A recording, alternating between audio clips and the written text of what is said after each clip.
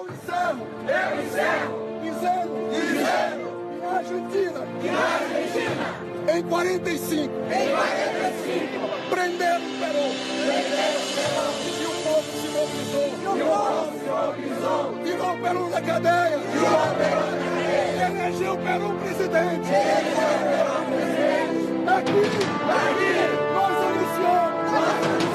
Vamos fazer uma campanha vitoriosa no Brasil, no mundo, para libertar Lula e eleger Lula presidente do Brasil.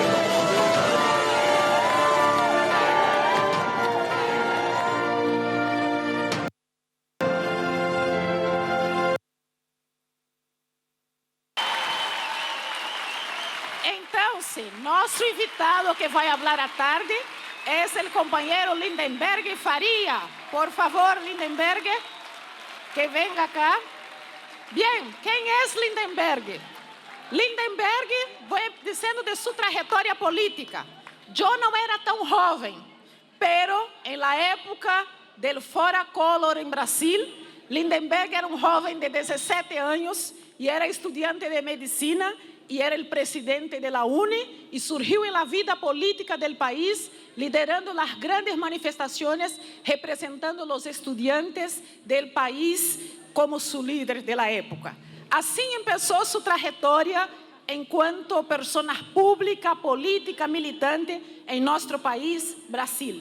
Pero después de esto, Lindenberg, con su militancia política, ocupó varios cargos elegidos adentro por el voto popular en nuestro país.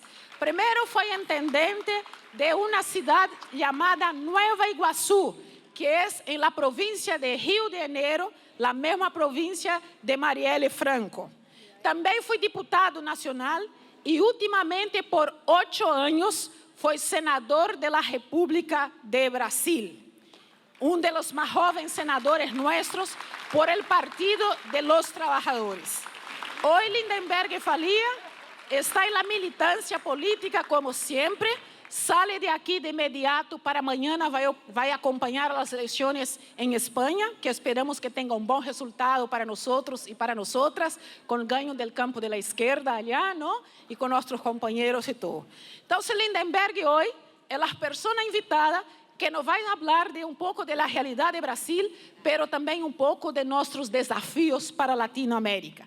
E ele faz questão que tenha a tradução, porque disse que não vamos compreender a ele, solamente nós brasileiras e brasileiros que estamos acá.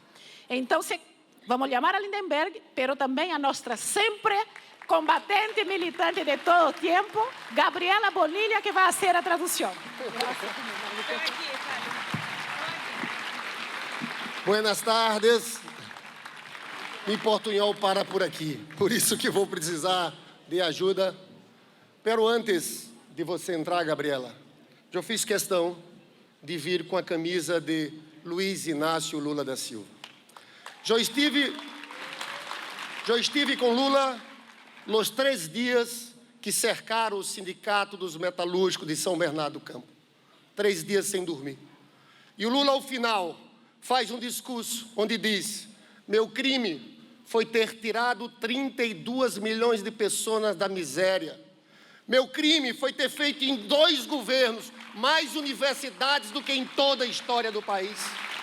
Foi ter colocado os filhos dos trabalhadores, jovens, negros, nas universidades públicas. Se meu crime foi esse, eu quero continuar sendo criminoso. Lula é um preso político.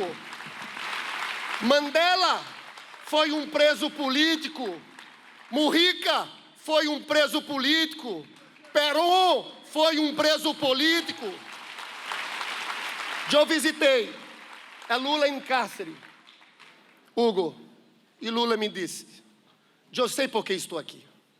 Todos os que defenderam os pobres, os trabalhadores, foram de alguma forma perseguidos.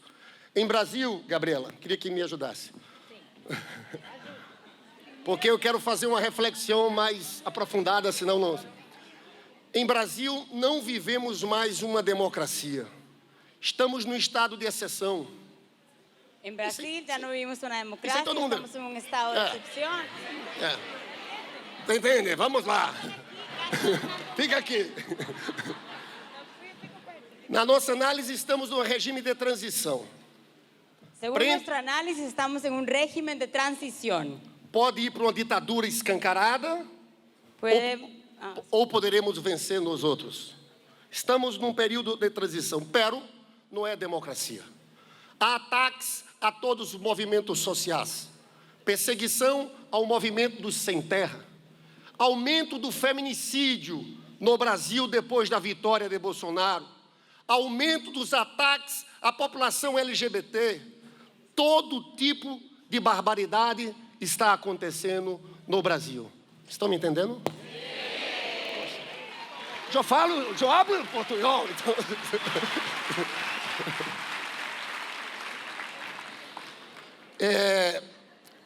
Jair Bolsonaro passou sua vida defendendo a ditadura militar.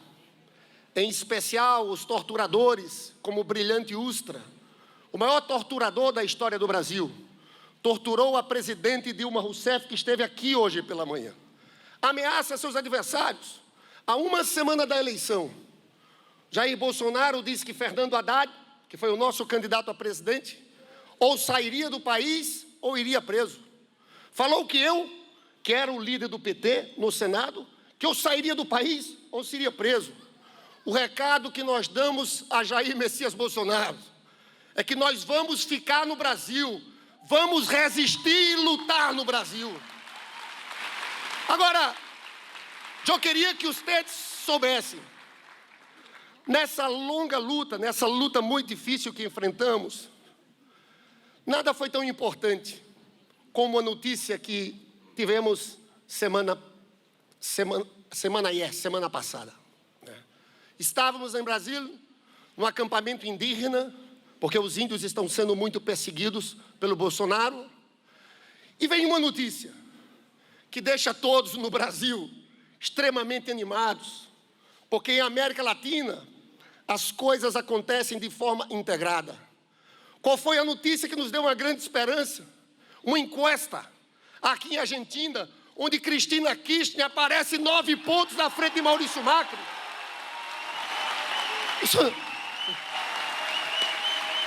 Isso não é pouca coisa. Gabriela, chega aqui.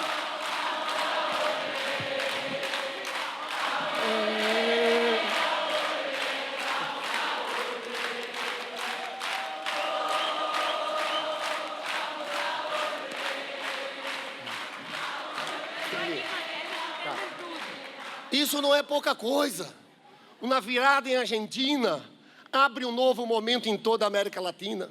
Eu sempre digo que estamos a viver a terceira ofensiva neoliberal em América Latina. Não esqueçamos que a primeira foi no Chile, na ditadura de Pinochet, em 73. Neoliberalismo e ditadura combinam. Sempre trabalharam juntos. Em Chile, quando o Pinochet ganha, os professores da escola de Chicago, Milton Friedman à frente, vão ao Chile de Pinochet, os renomados professores da escola de Chicago, para aplicar o receituário neoliberal. O ministro de Salvador Allende, chamado Orlando Letelier, ministro de Defesa de Salvador Allende, fez uma denúncia pública ao mundo que a escola de Chicago estava dando sustentação a um regime de uma ditadura sanguinária. O que aconteceu com Orlando Letelier? Seu carro foi explodido em Washington, nos Estados Unidos, pela polícia secreta de Pinochet. Depois, aonde foi? Aqui na Argentina, governo Videla, o famoso ministro, se eu não me engano, Martínez de Hoz. Então, é importante entendermos que o neoliberalismo começa com ditadura. Depois daí é que veio a vitória de Thatcher e de Reagan. A história mostra as provas das fotos, dos abraços entre Pinochet e Thatcher. Depois, nós outros tivemos uma segunda ofensiva do neoliberalismo nos anos 90. Eu participei, muitos de vocês que têm a minha idade participaram daquelas lutas. Eu era presidente da UNE em Brasília. Fizemos um movimento que afastamos Fernando Collor de Mello, mas depois entrou Fernando Henrique Cardoso. Eu me lembro de Menem falando de relações carnais com os Estados Unidos. E foi aquela grande ofensiva. Era o mesmo projeto. Privatizações de tudo. Retirada de direitos. Desregulamentação. E o resultado era o mesmo. Naquele período dos anos 90, o consenso de Washington era que guiava. Pero o economista-chefe do consenso de Washington se chamava John Williamson. E ele dizia, há que se ter uma preocupação com a popularidade. Temos que fazer de forma mais gradual, colchões sociais, porque isso pode derrubar governos. E foi o que aconteceu em toda a América Latina. Primeiro, com a vitória de Chávez em 1998, derrotando aquele sistema na Venezuela. Depois, em 2002, a vitória de Luiz Inácio Lula da Silva. Depois, 2003, a vitória de Néstor Kirchner. Depois, Tabaré Vázquez. Depois, Evo Morales. Lugo. Correia, no Equador. E nós tivemos um ciclo em toda a América Latina, em que, pela primeira vez, nós criamos entidades como o Unasul, fortalecemos o Mercosul. Pela primeira vez, atuamos de forma independente no nosso continente, sem a direção dos Estados Unidos. E reduzimos muito a desigualdade, a pobreza, com todos os erros que podem ter acontecido. Mas o fato é que a vida do povo mais pobre melhorou muito. Só que agora vem uma terceira ofensiva. Só que essa parece que eles aprenderam que, na minha avaliação, eles vêm com mais força, podendo usar de autoritarismo, de ditadura. E como fala a escritora canadense Naomi Klein, em Doutrina de Choque, vem com a política de arrasa quarteirão, de vender tudo de uma vez só, de acabar com todos os direitos. É isso que nós outros estamos enfrentando. Lá no Brasil, como já falei, não sabemos para onde vamos. Não estamos numa democracia. Vai ter um jogo, vai ter uma luta, aqui e lá. O que quero dizer aqui para vocês? Nessa situação dessa nova ofensiva em América Latina, há uma questão que não podemos desconsiderar. É o papel dos Estados Unidos da América.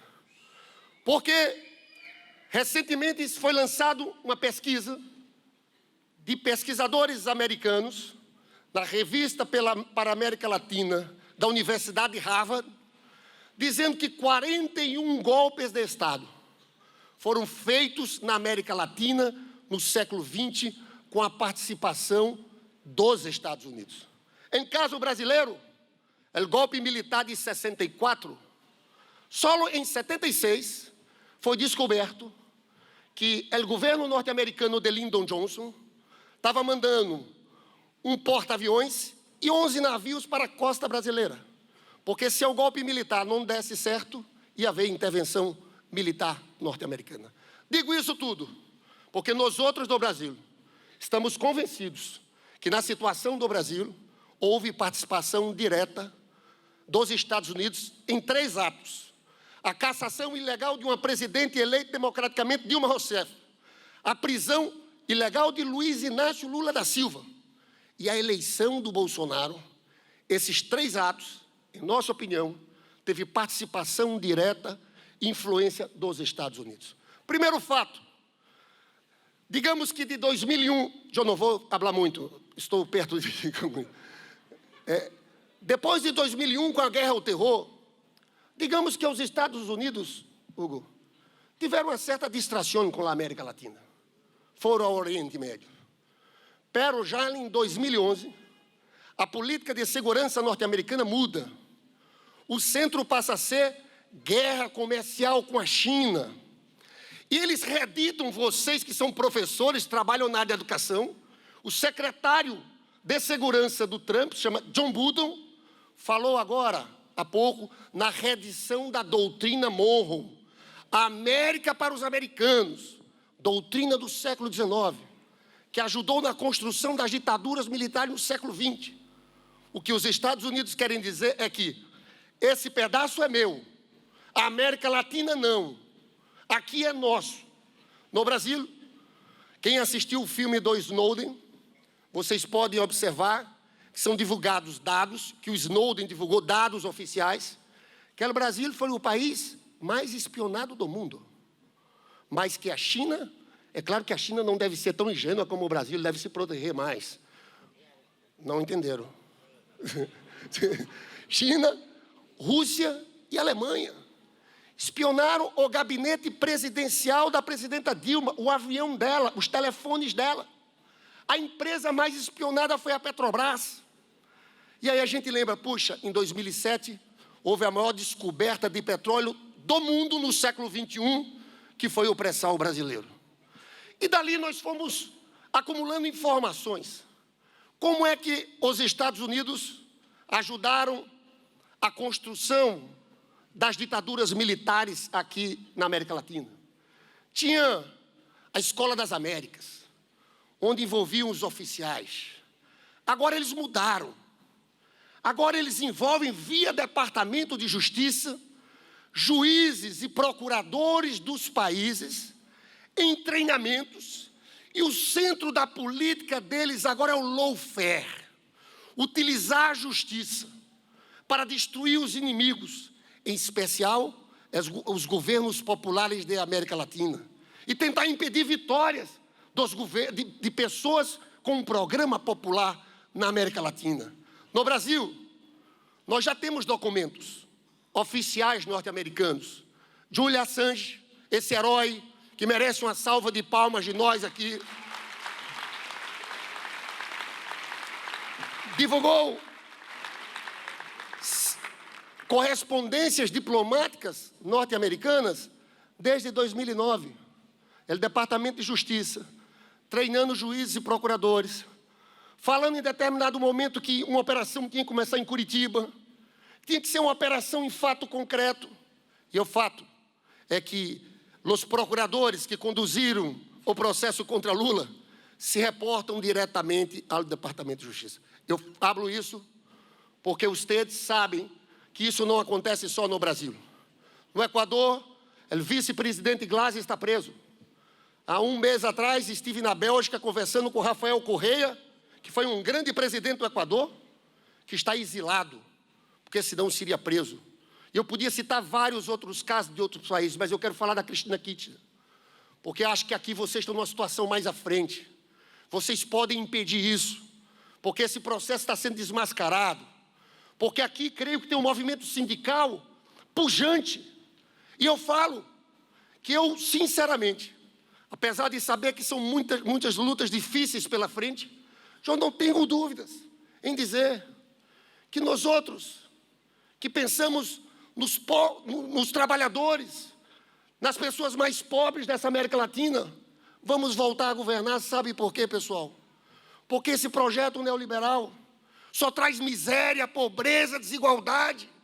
E o povo não aguenta como não aguentou na década de 90, e a gente virou o jogo. E eu acho que o lugar, e eu volto a dizer, para virar o jogo, é aqui na Argentina com essa crise econômica. Porque o que me traz indignação não é tristeza, é que nós outros sabíamos que ia acontecer isso que está acontecendo. Porque em todo lugar é o mesmo projeto. Como é que pode, na Argentina, uma redução real do salário mínimo do trabalhador, redução do rendimento das pessoas em 22%? Isso afunda a economia. É um projeto fadado ao fracasso. Então, eu penso que nós outros temos que ser firmes nesse momento, continuar a nossa luta, porque o povo vai acordar. Mesmo no Brasil, o povo que votou em Bolsonaro começa a pensar, porque também lá no Brasil a situação econômica é desastrosa. O aumento da miséria, da pobreza, o aumento da fome. E por isso, Hugo, por isso, Fátima, o Lula é tão importante, porque o maior líder da oposição está preso. E lá as pessoas pensam, na época do Lula era diferente, a minha vida era diferente, né? Então, o que quero aqui dizer, para encerrar, companheiros, cada vez mais a nossa luta é uma luta só, em toda a América Latina. E eu creio que se vocês querem, e eu quando olho um argentino, eu disse, ganha eleição por a gente, nos ajude a ganhar a eleição, mas não se ganha eleição sem povo nas ruas, não se ganha. E outra lição que nós temos que aprender, não se pode governar sem mobilização popular nossa para sustentar os governos. Chega de achar que é só pela institucionalidade, depois os parlamentares resolvem, não. O Brasil é um exemplo.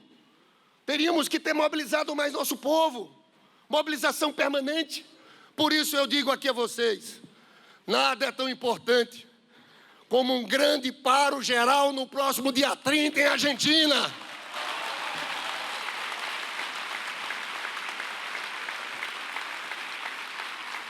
E vocês podem estar certos. Foi convocado em Brasília, no próximo dia 15, um paro de professores. Porque o movimento sindical em Brasília está com muitas dificuldades, a reforma trabalhista, muitas dificuldades. Pero o setor mais dinâmico de mobilizações são estudantes e professores. É por isso que é um setor tão atacado por Bolsonaro. Vocês, há 15 minutos atrás, 15 minutos, não mais que isso, Jair Bolsonaro posta no Twitter que vai acabar. Não dá para acreditar. Que vai acabar com investimentos federais em filosofia e sociologia. Diz ele, alunos já matriculados não serão afetados. O objetivo é focar em áreas que gerem retorno imediato ao contribuinte, como veterinária, engenharia e medicina. Paciência, Jesus. Agora, eu encerro dizendo que Fernando Haddad, que foi o nosso candidato a presidente da República, porque em Brasília eles querem impor escola sem partido, censurar os professores. Fernando Haddad falou algo que ele tem toda a razão. Eles, na verdade, dizem o Haddad, o Bolsonaro e eles têm medo da educação. Eles tremem quando vê um professor. Eles tremem quando veem uns estudantes. Na verdade, é isso mesmo. Ele tem medo dessa formação crítica, de um povo mais consciente. É dessa forma que eu encerro aqui. Eu espero que nós outros entendamos que vivemos um momento decisivo da vida política da América Latina e que não há outro caminho que não sejam as ruas para virar esse jogo. Eu vou torcer muito do Brasil por Cristina Kirchner e pedimos a vocês que defendam o nosso presidente Lula, porque o Lula, de fato, está sendo perseguido pelo que ele de melhor tem. E cada vez mais eles inventam alguma forma de impedir que ele saia do cárcere. Baixaram uma pena, mas estão querendo correr para condená-lo em outra. Porque eles não aguentam Lula fora do cárcere. Bolsonaro não aguenta Lula andando pelo país, falando com o povo, arregimentando as pessoas. Nesse sentido, é a mesma coisa com o Perón, que eles tiveram que exilar. São lideranças que têm um lado, que falam com o país profundo, que falam com os mais pobres. É por isso que eu não poderia encerrar essa minha fala gritando aqui novamente essa palavra que virou um hino de resistência do povo brasileiro. Lula livre! Lula livre! Lula livre! Graças, Lindenberg. Muito obrigada, Lindenberg, para as pessoas entenderem que os idiomas que estamos aqui nos entendemos, não?